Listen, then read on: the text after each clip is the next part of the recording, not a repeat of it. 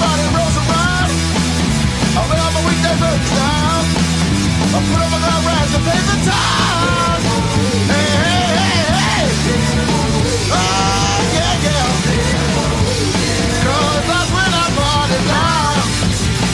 Party down. Party hard. Party down. Welcome back to the Weekend Warrior Show. It's Memorial Day weekend, and there are 3 new wide releases. I'll get to them shortly. I've decided not to do a weekend roundup this week because there's just only a few things to talk about. As expected, Michael was back at number 1 after 2 weeks in second or third place, with a minor 31% drop and 26.1 million in his third weekend. It was just behind The Devil Wears Prada 2, which took second place with a much larger drop from its Mother's Day weekend, down 57% with 17.8 million. Big surprise was that Focus Features horror movie Possession from Curry Parker did way better than anyone predicted, including myself, making more than 17.2 million to take third place. It's quite a coup for filmmaker Curry Parker, who already has another movie in the can that Focus will release. Less of a surprise was that Guy Ritchie's In the Gray tanked with less than 3 million, despite having some serious star power, and Issa Gonzalez, Jake Gyllenhaal, and Henry Cavill. I actually saw it on Friday. I kind of liked it. I wrote about it on my Letterboxd, but Black Bear Pictures decided not to screen for critics, and it really did not pay off for them. It still did better than Alicia Harris's Is God Is, which Orion Pictures released into just 1,510 theaters. It ended up with like 2.2 million for the weekend, on the bottom of the top 10. That's all I'm going to say about this past weekend. Before getting to new movies, I have to do a...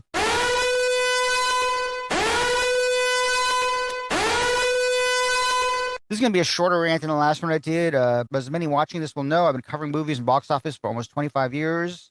And I constantly find myself struggling to get movie screenings or any information about these movies so I can talk about them semi-intelligently on the Weekend Warrior Show. This problem is becoming worse and worse over the last few months, especially when you have distributors who I won't name who don't release advanced theater counts, or even worse, won't even show their perfectly fine movies to film critics in advance.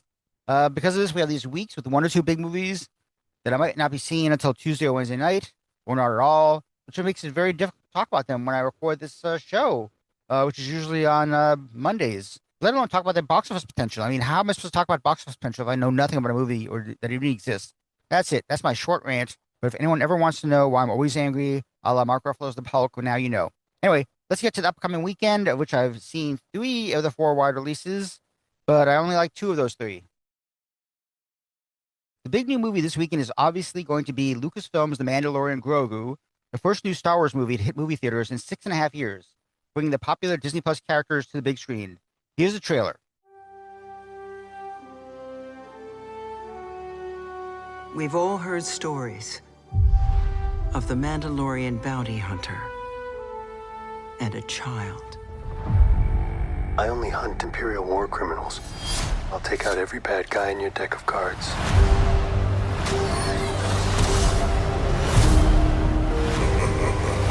This isn't about revenge. It's about preventing another war.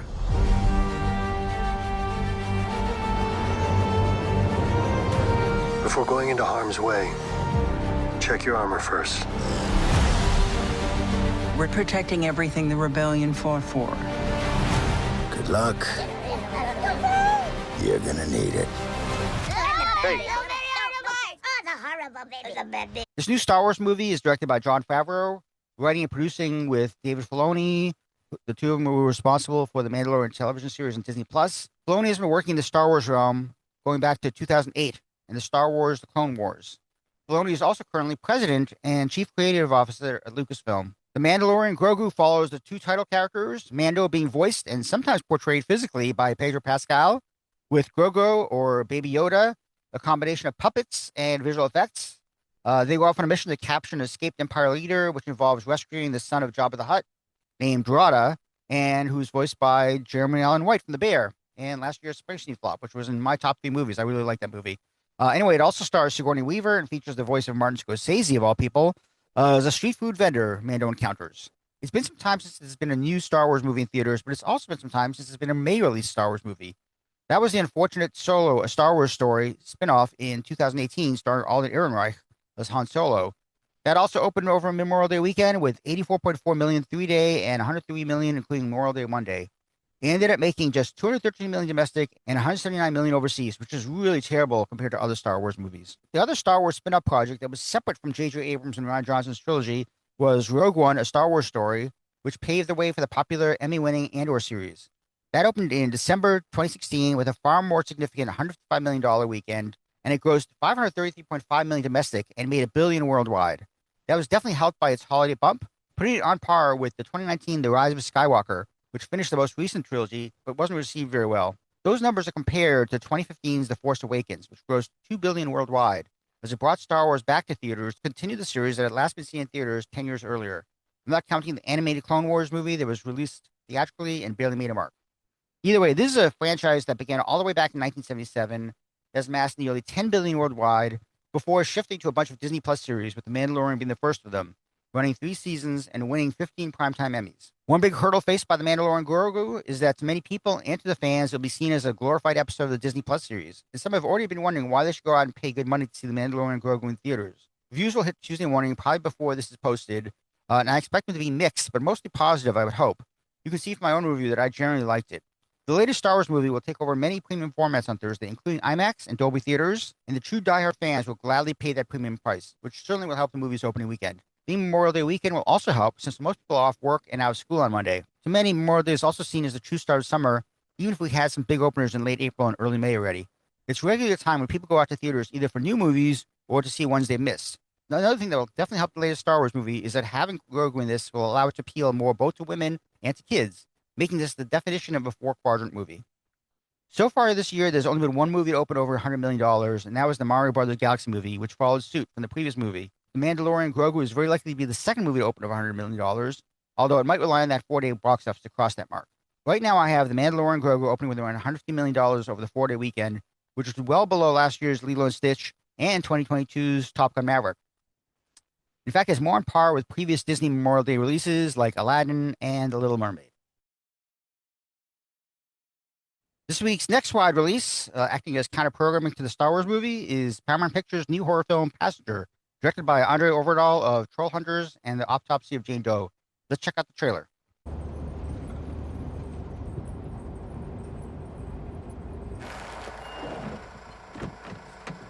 Make it quick. Dude, give me 1 minute. Yo.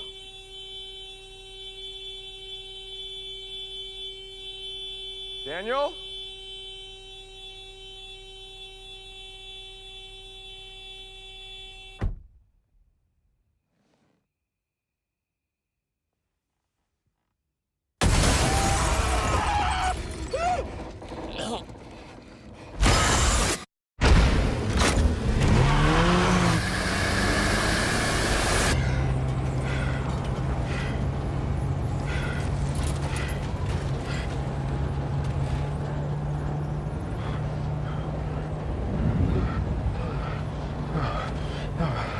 Oh, no way.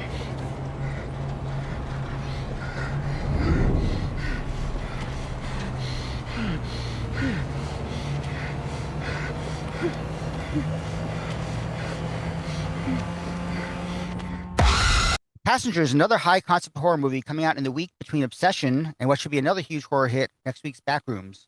It's directed by a well-established horror filmmaker rather than a YouTube sensation like those other movies. Overall's most recent movie was the Universal Dracula spin-off The Last Voyage of the Demeter, which bombed very badly, opening with just $6.5 million at the height of summer in 2023, and it only made $20.3 million worldwide, which is less than half what it cost to make. He also directed the Guillermo del Toro-produced adaptation of R.L. Stein's Scary Movies to Tell in the Dark, which opened much better with $20.9 million, and it grossed over $100 million worldwide. It's a little strange that a sequel to that movie was never made, although its rights got muddled up when its distributors went under.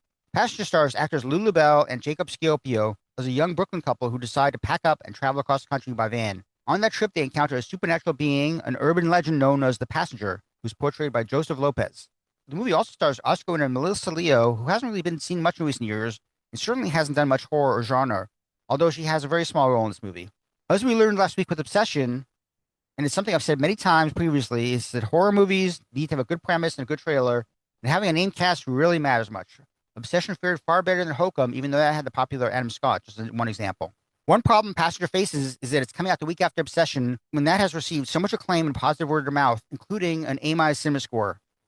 Paramount has decided not to screen the movie for critics until Wednesday night, with reviews hitting Thursday morning, literally opening day, which is going to raise a lot of red flags, including from critics. Paramount has had decent success with horror in recent years, most notably the Scream and Smile movies. Parker Finn's first Smile movie opened in late September 2022 with 22.6 million, and it made over 217 million worldwide. Its sequel, Smile 2, opened in 2024 with just slightly more than that, but it only made 138 million worldwide. Still, that's not bad considering its 28 million price tag. Scream 7 just became the highest grossing movie in that franchise with 213.8 million worldwide, but I highly doubt Passenger can come even close to those numbers.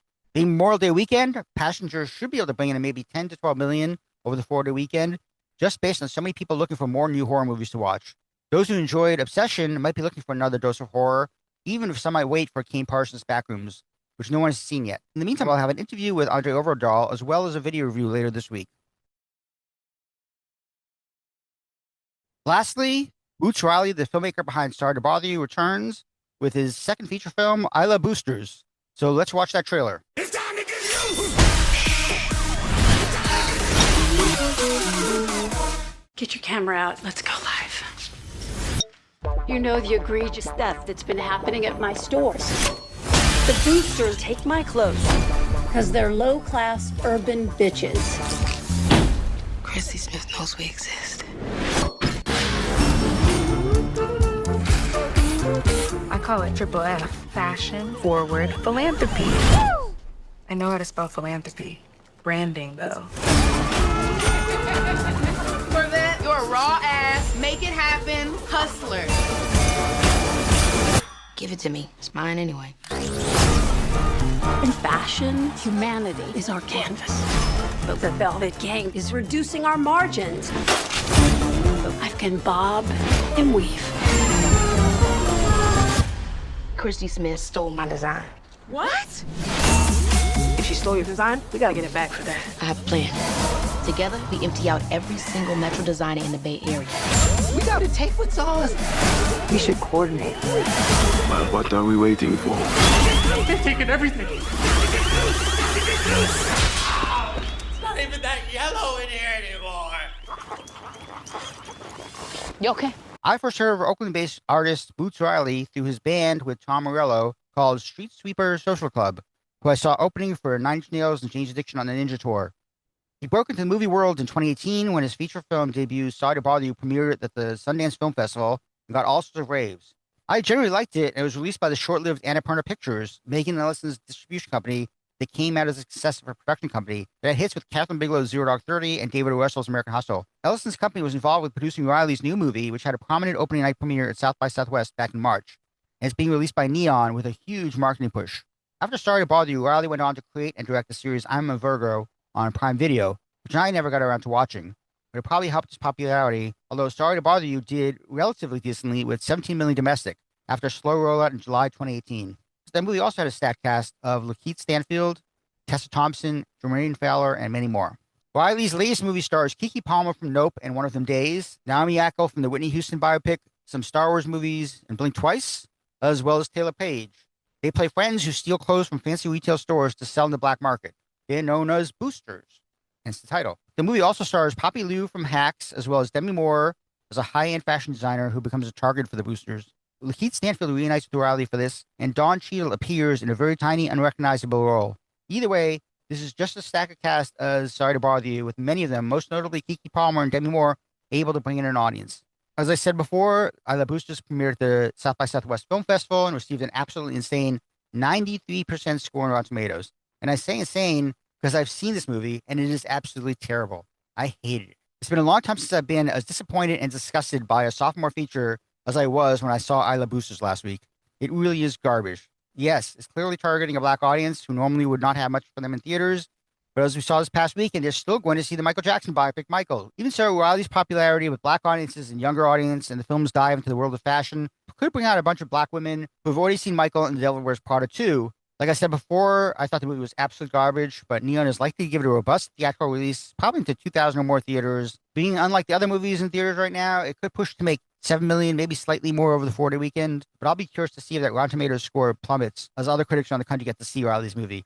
I'll review of it in some print form very soon. Beyond that, there's also a horror comedy called Corporate Retreat opening wide this weekend, directed by Aaron Fisher and starring Alan Ruck from Ferris Bueller's Day Off, Speed, and Twister, as well as Rosanna Arquette, Odeya Rush, Sasha Lane, Ashton Sanders, and more. I don't know much about this movie except the synopsis on IMDb reads, in quotes, Corporate executives on a team-building retreat face a deadly struggle when their leader turns violently against them. It sounds like an interesting premise. I'll show you the trailer now because I don't have much to say about it. I haven't seen it, but that'll be it for this week's show. So I'll see you next week. We're gonna have a nice romantic getaway. So what are we waiting for? You'll see. You brought me on a corporate retreat? It's okay, baby. Just relax. How can I relax, Cliff? Join in on the fun. All right, everyone. Today we will make our way through a series of experiences that move us from the physical realm to the spiritual. Close your eyes. Breathe in and breathe out. It might be uncomfortable, but it's worth it. You possess everything you need to survive. It's good to see you all again. Arthur? You freed me from the company, and I want the same for you all. What the hell does that mean? You know what? I've had enough of this shit. Did they lock the door? Watch out! You'll choose one person who will leave the human realm. We're not gonna play whatever sick game you've come up with. You're wrong. You'll be a team building experience. Wait, what if we can feel it? Do it. What is everybody doing? We want you to transcend it. These bitches are crazy. Arthur's got you brainwashed. I said shoot in the leg, not kill them. I got nervous. You will get out of here, physically or spiritually. I'm so excited!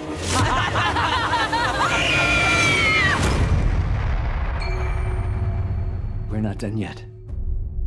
I cast it from thee. I can't.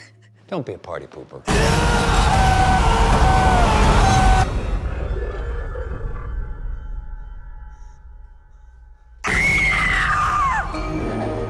Where exactly did you find this corporate retreat? They were highly reviewed.